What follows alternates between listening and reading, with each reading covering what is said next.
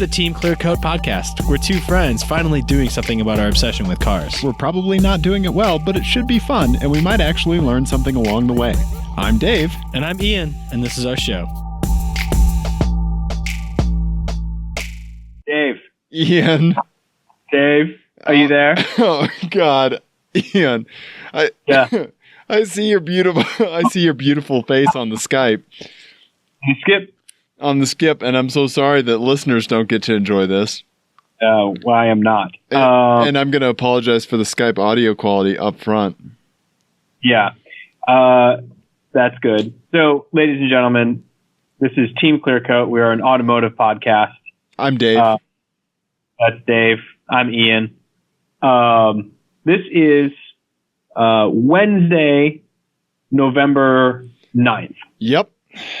2016. Yep. Just any other ordinary Wednesday, really. Yeah, I mean, what a great, I don't know, way to start off my birthday month.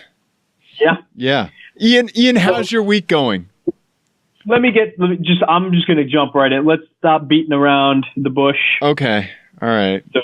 So to speak. And I just want to jump right into something. Okay. And then we can proceed as normal. Okay. So Donald Trump was elected president yesterday. That's a thing that happened. Jesus. And we're going to talk about it. Yes. And I know this is a car show, allegedly, or whatever, and we go off on tangents all the time. But we are going to talk about it this episode. And the thing I want to address right up front is one thing that I've noticed about car culture from the time that I started reading magazines when I was a kid was anytime there was any just hint or a whiff of politics or political agenda or policy opinion in an article about cars or a blog post or whatever, there's a barrage of comments saying like, that this is, I came here for cars and I'm not here to talk politics and keep your politics out of my cars and all that sort of nonsense. Yep. And, you know what? Fuck that. We're not doing that. So if you're not okay with it, we're not going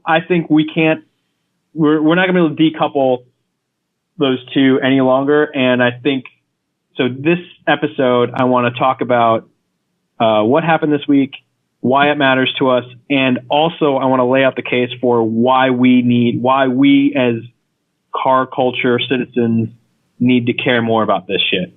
Okay. All right. Yeah. And if you're not into our politics, I'm sorry, this may be an episode you want to skip. No. No? No? Nope, not optional. Not optional? Okay. It is not optional for car people to be engaged in politics. Okay. And I'm thinking a lot about this, but it's imperative. So, okay. But before we get to that, I have a very important question. Sure. How you doing, buddy? I'm fighting a cold. I am.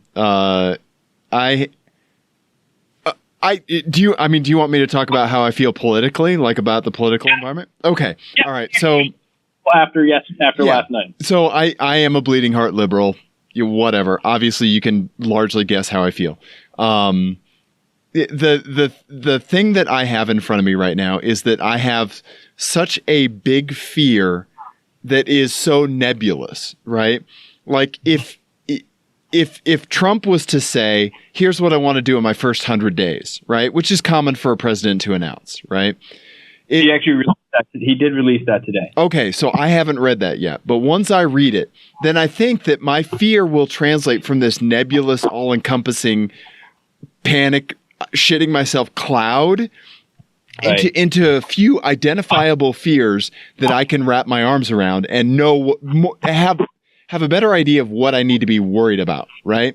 And so like it goes back to that to the episode where we were talking about the 24 hours of lemons, where you just have to try to figure out what you need to manage, right?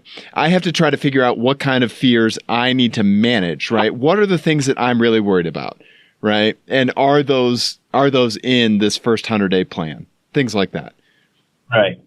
Yeah. So that's how I nebulous. And then after this, I'm going to read that first 100 days thing and then go from that nebulous to tangible fear. I like that you haven't even allowed for the possibility that you're going to feel better.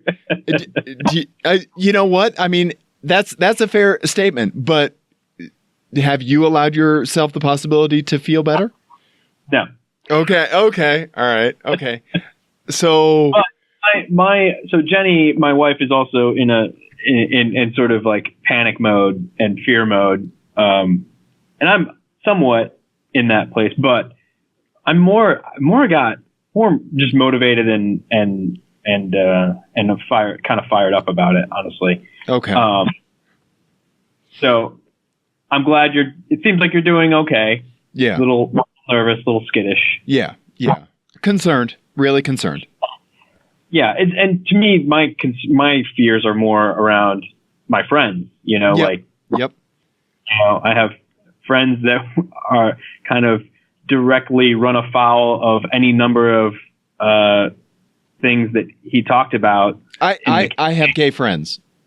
Right. Yeah. Right. And I mean, I have friends in other groups that are equally as skeeved out right now, and I don't know what to tell them, know? So that's a whole other thing. But let's bring it back. I want to bring it back to cars. Okay. Because I promised we would, and I want to do it.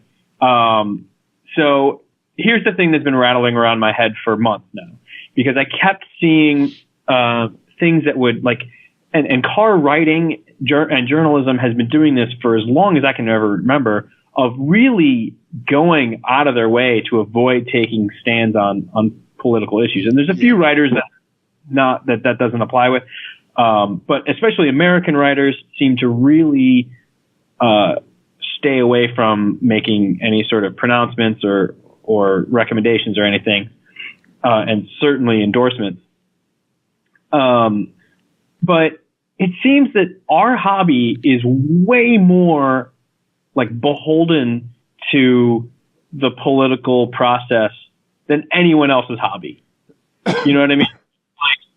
Every aspect of car culture, from, why we can't get whatever, why we can't get an R34 Skyline, right, to, why you get arrested for having too much camber or whatever. All of that has to do with politics and government and law, and we don't talk about it in our journalism at all. And we're not engaged in the conversation. No. Typically there is an identification of legislation, but that's it, right? Like they'll identify the 25-year law and talk about how, things that are legal for import or not, right? And what magically makes a Skyline safe. But they won't talk about the fact that having a car that's 25 years old doesn't magically make it safe to be on our roads. But that's what the law basically says. Right. And there are instances where people will point out, pieces of legislation that are dumb or outmoded or whatever, but it doesn't get tied to larger political movements or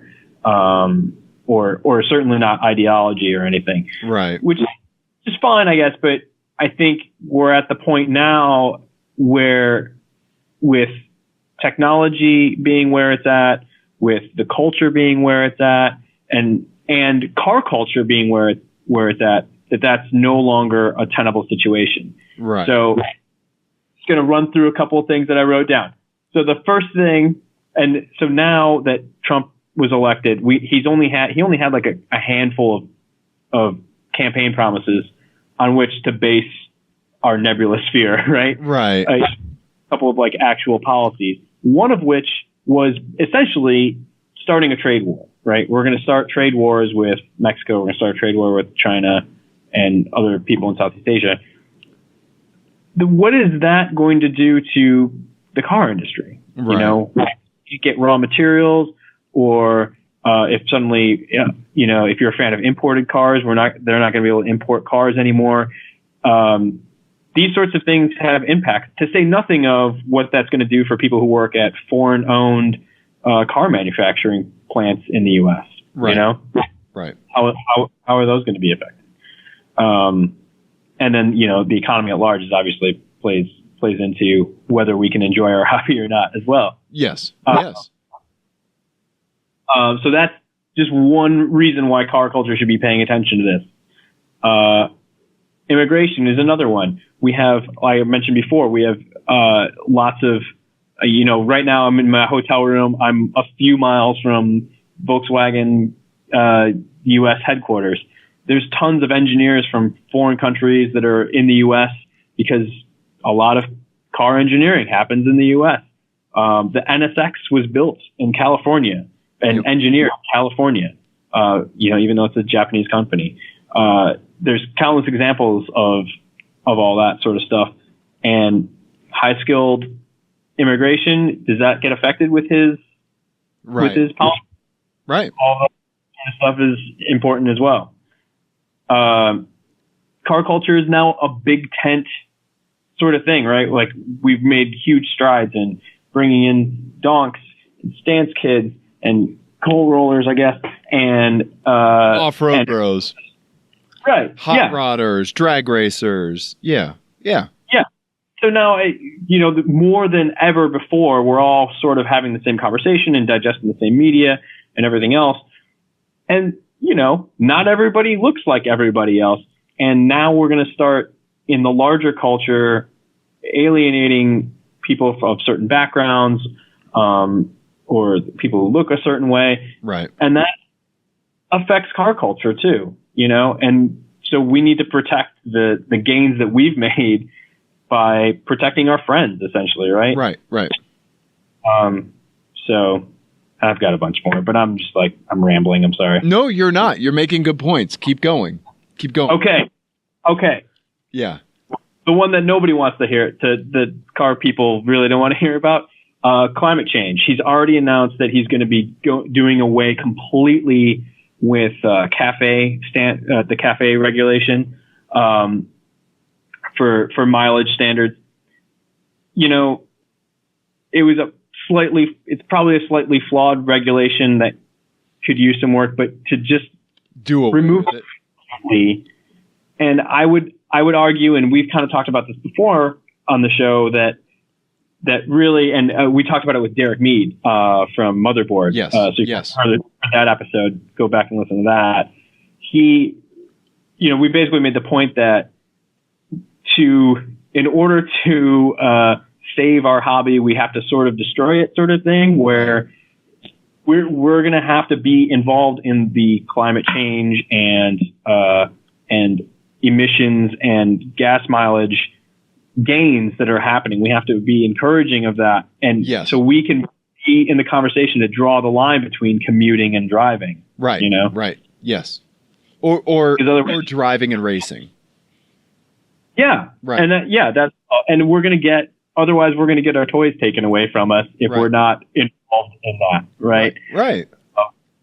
By pushing motorsports to be more fuel efficient or accepting, pushing for kind of like middle ground sorts of regulations. If we don't do those sorts of things, we're just going to wake up one day, having not been engaged in politics, and all of a sudden all our toys are going to be gone, Right. And then there's the big elephant in the room right now and that we've been talking about a lot lately of autonomy. Autonomous cars is a huge is the biggest thing right now, where we need a functioning science-minded political system. Yes, we need solid, strict government regulations for the standards that are going to be implemented for autonomous cars. Right. Yeah. I mean, it doesn't get any simpler than that. Yeah, and it needs to be on a federal level. And if it's not, then it's going to be chaos, and we're not going to get the technology that we want. And that's going to be, the next kind of big leap forward in infrastructure in the world, is going to be getting to level 5. And if you can have cities interconnected at level 5, able to support that, that's going to be, more important than mass transit, to be honest, at this point. So to break this argument down, or to break this point down, let's think about something like something that we have to do from like an IT perspective, right? But something that everybody will get, right? So let's say we've got a data center in front of us, right?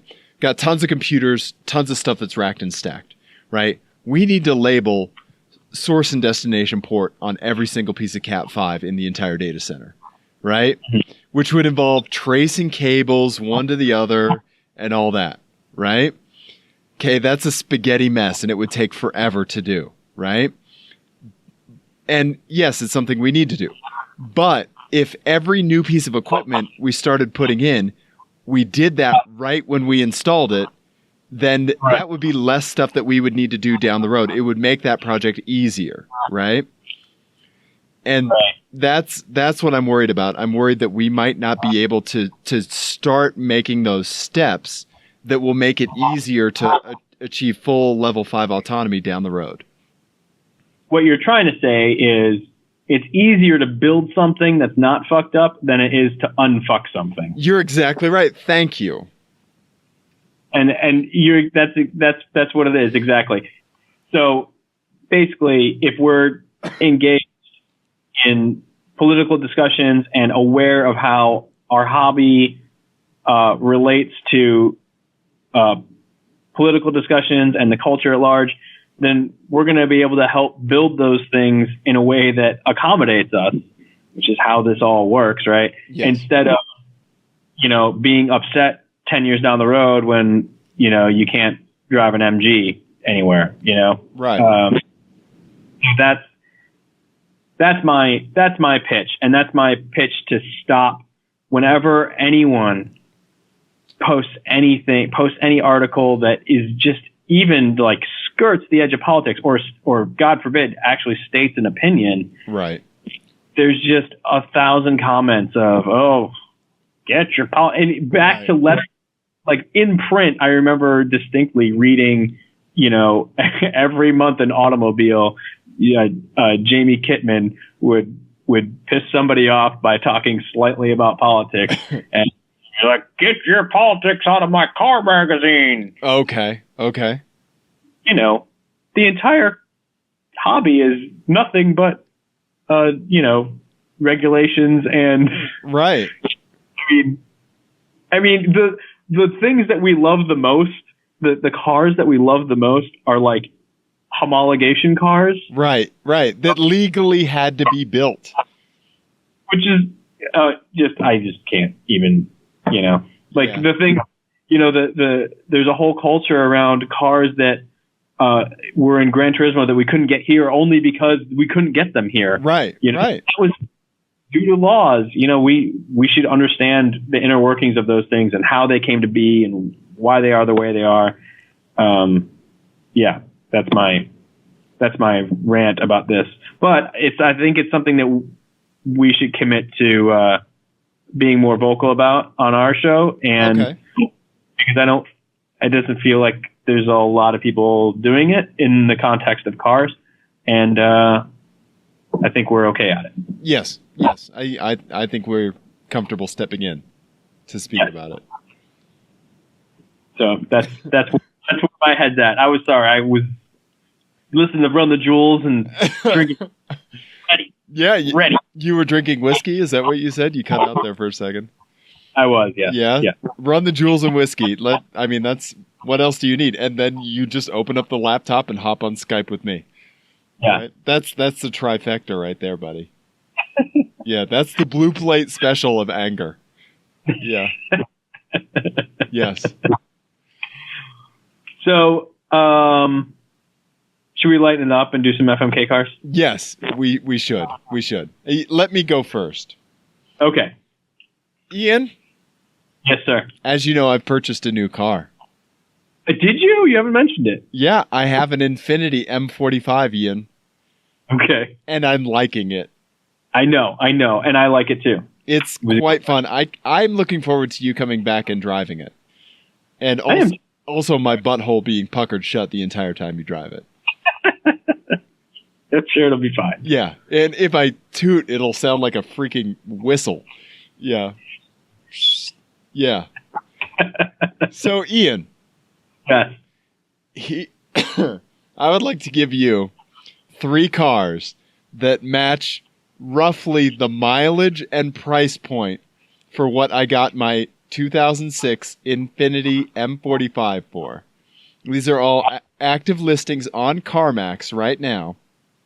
Okay. That fall into the price and sometimes are even have lower miles than what my Infiniti has.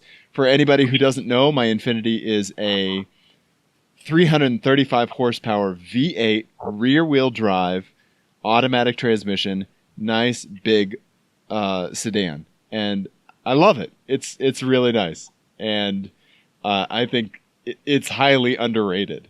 It's fantastic. So anyway, first up, Ian, we have a 2011 Ford Crown Victoria. All right. Okay, it is almost the exact same price as my Infiniti.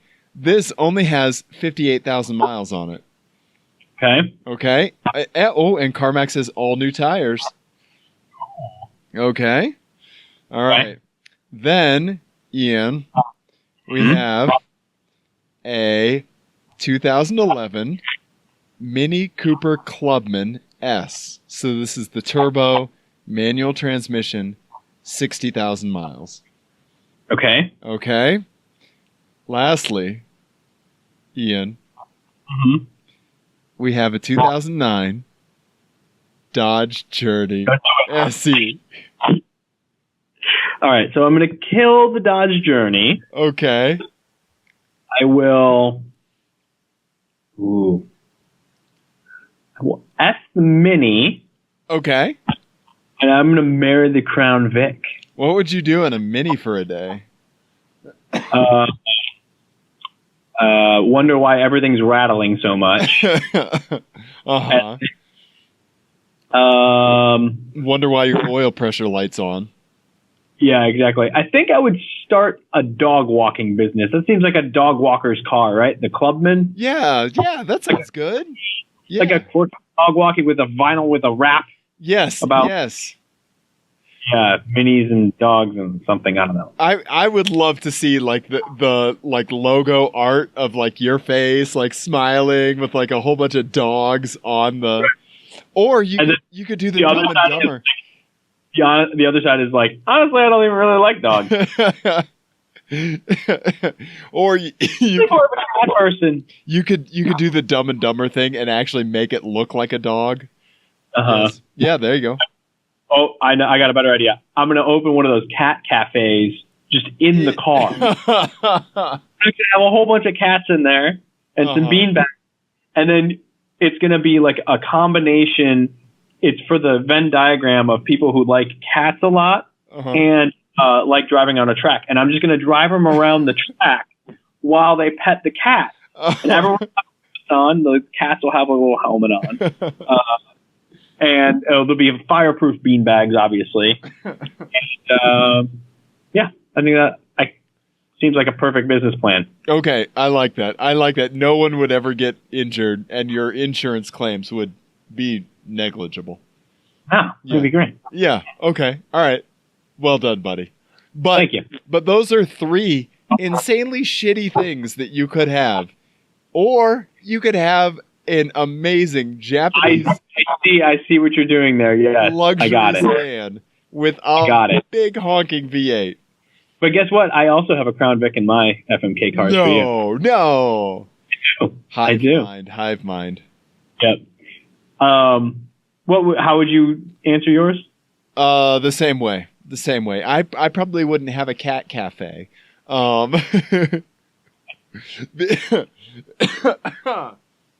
I'm so sorry. I have a cold. I'm going to be coughing a lot on this episode. Because I wouldn't have a cat cafe because I wouldn't want a urine-soaked Mini, either by mine or the cats. Yeah. All right. Well, all right. So I have one, and to kind of keep going with the tone shift, I'm going to give you a nice nonpartisan FMK cars. Okay. This one is called I'm about to get Taco Bell up in this bitch and run for the border. Cars switch to escape a dystopian, very near future. Okay. All right. I may have lied about it being nonpartisan. 2007 Crown Victoria. Okay. Brand new. It hasn't been used at all. 0 miles. And it's cop spec. Oh, yeah. But GPS no longer exists. Okay. You have no maps. Okay. And all of the road signs have been melted down to build a much more fabulous, luxurious White House. The most glorious, luxurious, fabulous White House made out of aluminum signage from the side of the highway. These are glorious signs. I think when I have a cold, it goes into Bernie Sanders. My Trump, glorious, and then we got to do away with the IRS. The most glorious, luxurious IRS. Okay, anyway. All right, so that's option one. Option two is a Ferrari F12 TDF. So that's the crazy, like, four-wheel steer, really Tour de France, yeah. Uh-huh. Yeah. Not the bicycles. Right, yeah. Obviously, it's crazy fast, but 40% of all the highways have been unpaved to provide extra concrete for some big wall or something. Okay, all right. All right, and the last one is the Mercedes SLR McLaren. Oh, okay. This is a car that Donald Trump owns. So This is Donald Trump's personal car. Unfortunately, the peasants are in full-on revolt, and the number of guillotines now outnumbers Starbucks in America. Okay. And this may come as a shock. This is not an especially inconspicuous car. Yeah, exactly. Okay. Right. All right. Yeah. Maybe Yeah, it looks like you're driving a fighter jet. Yeah. Okay, so I am going to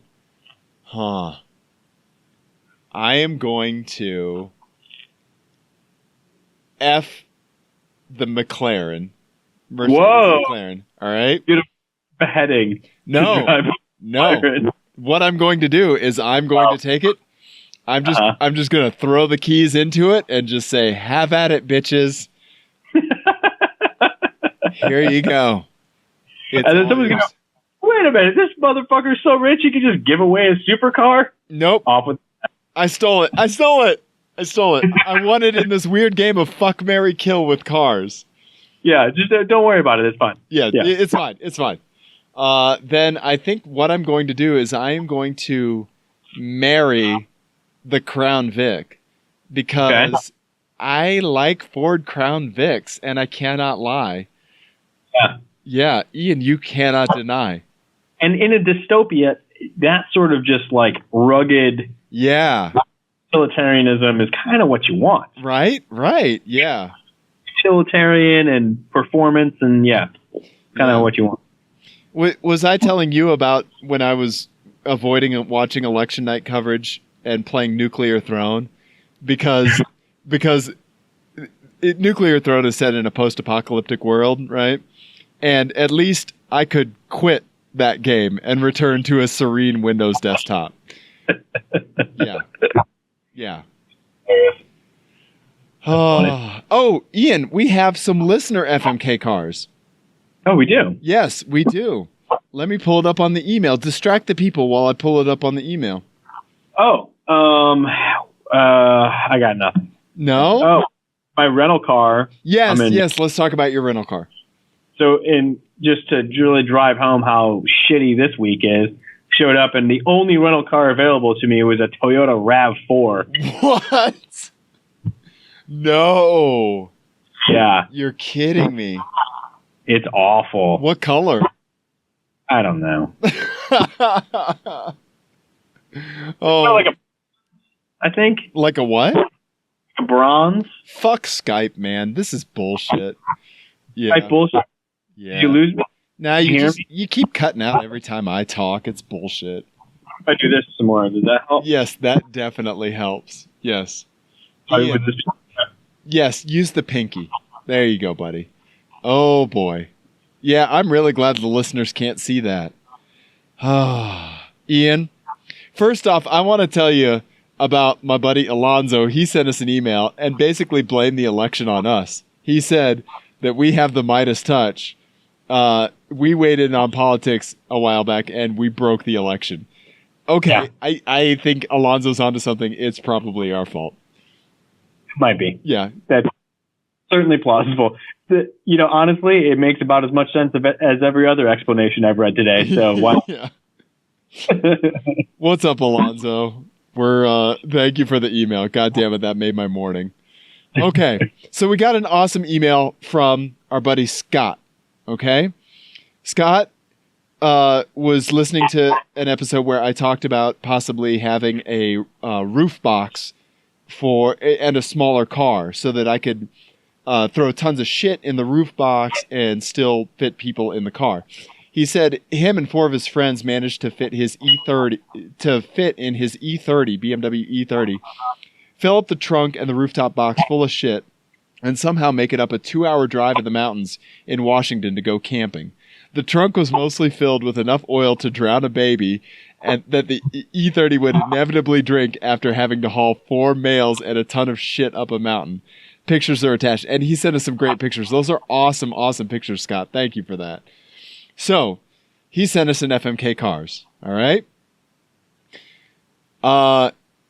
First up, a 2016 black on black Chevy SS, 6-speed, of course. He's driven one. He said the amount of power the thing has is insane. He accidentally, in Ian's fashion, did a small burnout on it, and holy shit, this car is awesome. Yes. Scott, TeamClearCoat. Yeah. Yes. Then up next, a 2016 Mercedes-Benz CLS AMG S. Perfect car for an old man and a girlfriend that's way too young for him. Then lastly, the second generation Bentley Continental GT in matte black. He says, sorry, it's not my choice. Take it up with the 20-year-old bro douche who is driving it.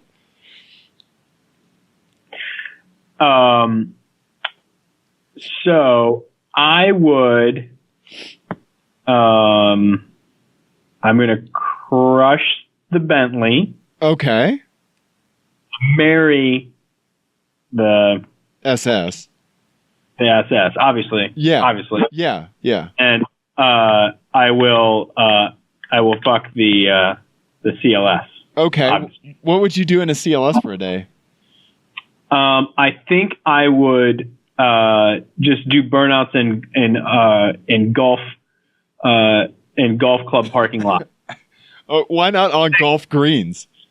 Oh yeah, there we go. Because they'd be like, oh yes, yeah. That's one of 97 members that we have that have that car. Wait, what? Okay, all right. I would also marry the Chevy SS, and then I think I would F the Bentley Continental GT because I kind of like the Bentley Continental GT. I have no idea what I would do for a day in it, but I like it. And then I would crush the Mercedes. Yeah. Okay. Yeah. I don't know. Fair enough. Yeah. I don't know. What else do you want to talk about, buddy? I think I'm all. Yeah. It was all done. I'm all done. I'm all tapped out. Did the whiskey and energy run out? Yeah. It's all done. Oh, buddy. Apathy is really underrated. Yeah, I would say it is. It's much less tiring. Yes. Yeah. Yeah. It's sleepy in here. It is. You need to get up soon to go to work. I do. Yes. Ian. Dave. Let's do some plugs, buddy. Sure. Okay. Ian, what should listeners do if they like us? Seek help. Uh-huh. But also email us at teamclearcoat@gmail.com or find us on Instagram, Facebook, Twitter, Tumblr, and now YouTube. Yes. Yeah, let's talk about that. So ClearCoat. Yeah, Dave is being ambitious and needs more work. Yeah. So we started together little video versions of our little chats here. Yeah. We tried to do this over video with the video. You could see our faces, but it didn't No, it didn't work. Fuck Skype. Yeah. We'll method out for that. Yeah. So check us out on YouTube. I put up an episode 61, R.I.P. Dusty Rusty.